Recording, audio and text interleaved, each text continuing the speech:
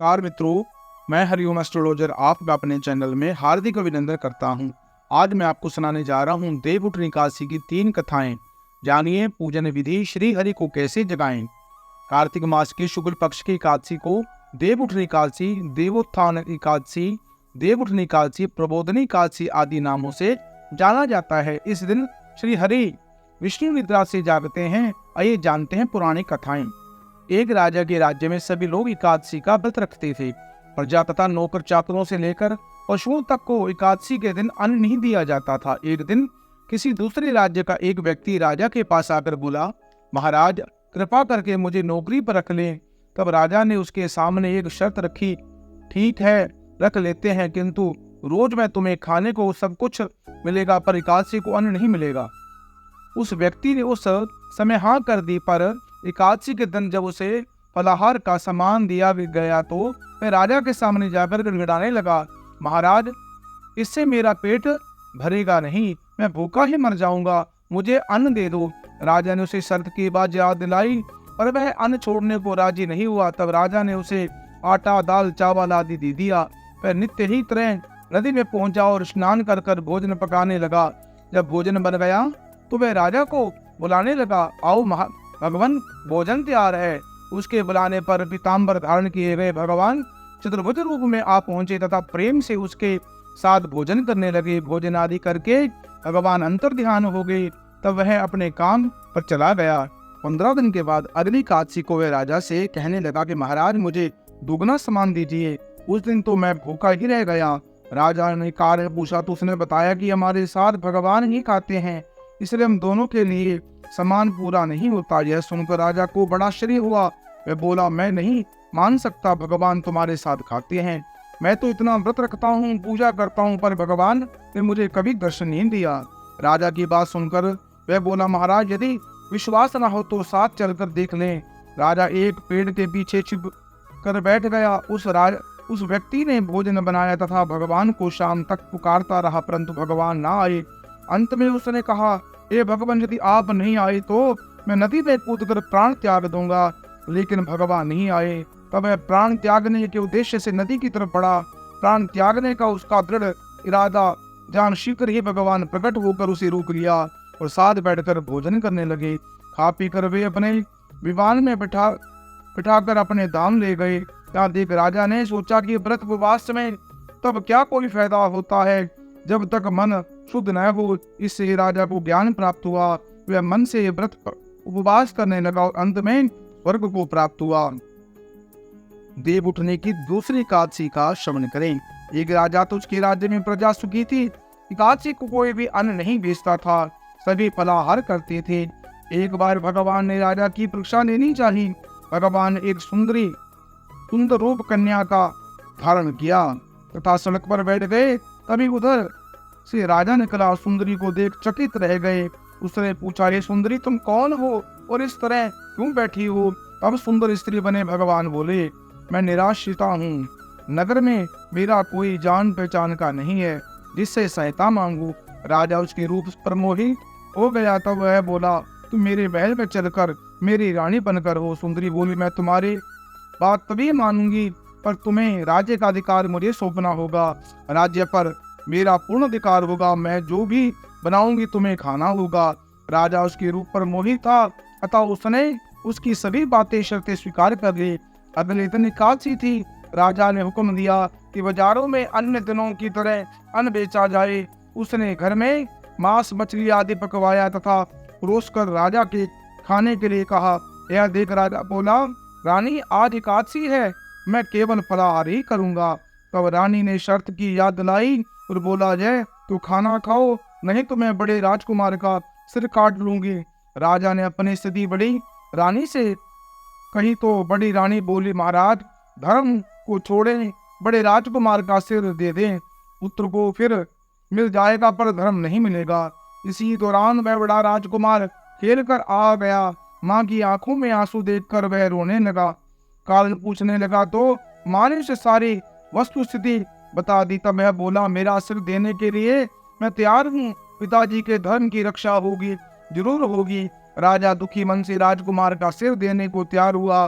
तो रानी के रूप में भगवान विष्णु ने प्रकट होकर असली बात बताई। राजन, तुम इस कठिन परीक्षा में पास हुए। भगवान ने प्रसन्न मन से राजा के से वर मांगने के लिए कहा। राजा बोला, आपका दिया गया सब कुछ है, हमारा उद्धार करें। उसी समय वह एक विमान में उतरकर राजा ने अपने राज्य पुत्र को सौंप दिया और विमान में बैठकर परम धाम को चला गया।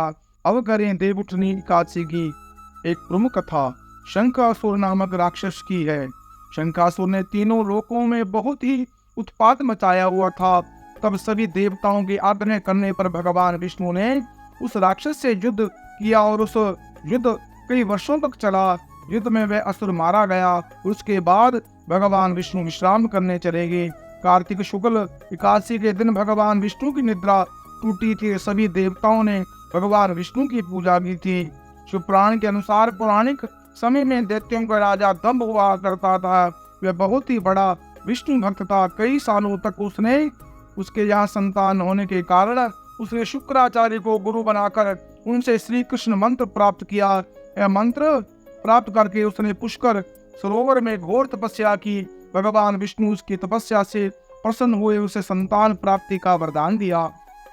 भगवान विष्णु के वरदान से राजा दंभ के यहाँ एक पुत्र ने जन्म लिया। इस पुत्र का नाम शंखचूड़ रखा गया। बड़ा होकर शंखचूड़ ने ब्रह्मा जी को प्रसन्न किया। पुष्कर में घोर तपस्या की। उसकी तपस्या से प्रसन्न होकर ब्रह्मा जी ने उसे वरदान मांगने को कहा। तब शंखचूड़ ने वरदान मांगा, यह हमेशा अजर अमर रहे, वह कोई भी देवता उसे नहीं मार पाए।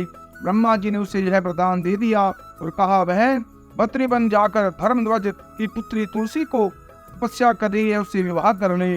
शंखचूड़ ने वैसा ही किया। तुलसी के साथ विवाह के बाद सुख पूर्वक रहने लगा। उसने अपने बल से देवताओं को, असुरों, दानवों, राक्षसों, गंधर्वों, नागों, किन्नरों, मनुष्यों तथा त्रिलोकी के सभी प्राणियों पर विजय प्राप्त कर ली। वह भगवान श्री कृष्ण का परम भक्त था। शंखचूड़ के अत्याचारों से सभी देवता परेशान होकर ब्रह्मा जी के पास गए। ब्रह्मा जी ने उन्हें भगवान विष्णु के पास ले गए।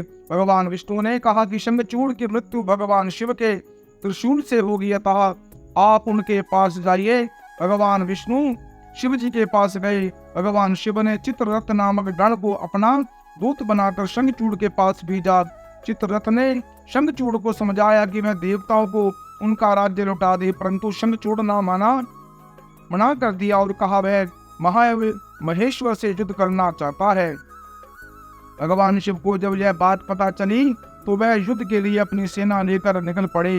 इस तरह देवताओं और दानवों में घमासान युद्ध हुआ, परंतु ब्रह्मा जी के वरदान के कारण शंखचूड़ को देवता ना हरा पाए। भगवान शिव ने शंखचूड़ का वध करने के लिए जैसे ही अपना त्रिशूल उठाया, तभी आकाशवाणी हुई, जब तक शंखचूड़ के हाथ में श्री हरि का कवच है और उनकी पत्नी का सततत्व अखंडित है, तब तक उसका वध असंभव है।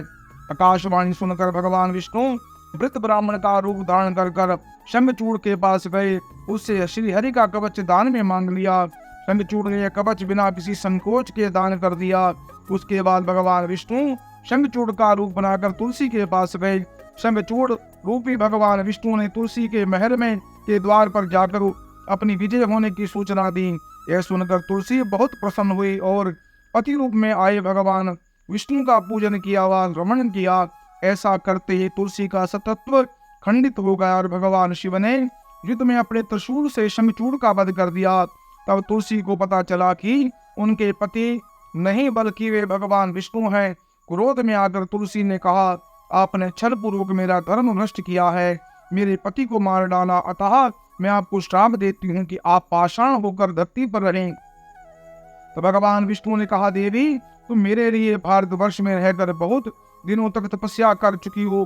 तुम्हारा यह शरीर नदी रूप में बदलकर गंडकी नामक नदी के रूप में प्रसिद्ध होगा।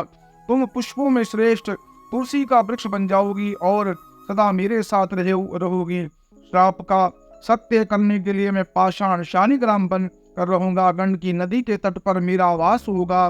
देव प्रबोधन एकादशी के दिन भगवान शालिग्राम व तुलसी का विवाह संपन्न कर मांगलिक कार्यों को आरंभ हो गया। हिंदू धर्म मान्यता के अनुसार इस दिन तुलसी शालिग्राम विवाह करने के अपार पुण्य की प्राप्ति होती है। देवउठनी एकादशी के दिन व्रत करने से पहले महिलाएं प्रातः काल में स्नान कर निवृत्त होकर आंगन में चौका बनाएं। पश्चात भगवान विष्णु के चरणों को कलात्मक रूप में अंकित करें। फिर वह तेज धूप और विष्णु के चरणों को ढक दें। देव उठने के एकादशी को रात्रि के समय सुभाषित सूत्रों का पाठ, भागवत कथा और पुराण आदि का श्रवण, भजन आदि का गायन करें। घंटा, शंख, मृदंग, नगाड़े और वीणा बजाएं। विधि पूर्वक खेल कूद, लीला और नाच आदि के साथ मंत्र उच्चारण करते हुए भगवान को जगाएं। उदिष्ट गोविंदम त्रिजनिद्रम जगतपते त्वया सुप्ते जगन्नाथ जगत सुप्तम भवेदतम उतेष्ट चेष्टते सर्वोक्ति उदिष्टत माधवान् गतमेधा विच्यते निर्मदम निर्मलादिशम शारदादि पुष्पाणि ग्रहण मम केशव। उसके बाद विधिवत पूजा करें। व्रत का पूजन के पश्चात भगवान विष्णु के मंदिर अथवा सिंहासन को विधि पूर्वक लता, पुष्प, फल आदि से वंदना वर आदि से सजाएं। आंगन में देवो उत्थान का चित्र बनाएं। तत्पश्चात फल, पकवान, सिंगाड़े, गन्ने आदि चढ़ाकर डालियों से ढककर तथा दीपक जलाएं। विष्णु या पंचदेव पूजा का विधान राम चरण चंद्रिका आदि के अनुसार श्रद्धा पूर्वक पूजन तथा दीपक का कपूर आदि से आरती करें। उसके बाद मंत्र पुष्पांजलि अर्पित करें। ओम यजनेन यजयन्त देवस्तानि धर्मानि प्रथमानि संज्ञः तेहनाकं महिमानः तत्र यत्र पूर्वे साध्याः सन्ति देवाः।